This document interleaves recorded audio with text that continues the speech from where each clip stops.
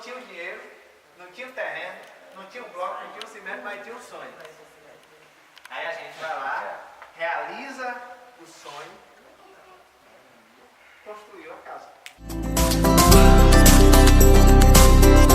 Vou dar um exemplo pequeno. Nós temos a barragem grande de Riachão, que é um centro turístico. Mas nós temos um recurso de turismo, do Ministério do Turismo alocado na obra da Praça da Matriz. Não era mais fácil a gente fazer uma obra com recurso próprio e alocar esse recurso na barragem e trazer essa discussão como desenvolvimento estratégico, mas o povo não decide.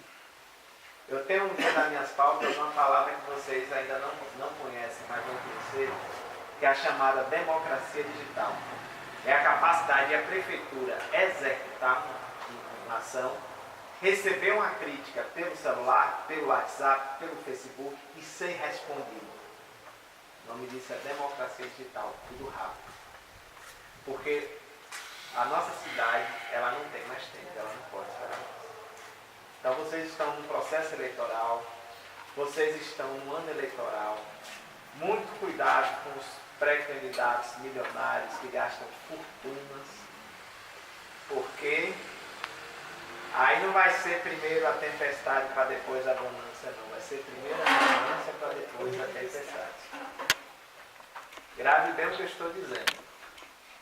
Maria Teresa de Calcutá já nasceu fazendo caridade. Irmã Dulce, a vida inteira fazia caridade. Nunca desviou o objetivo de vida dela. E por aí vai. Ninguém vira santo da noite pro dia.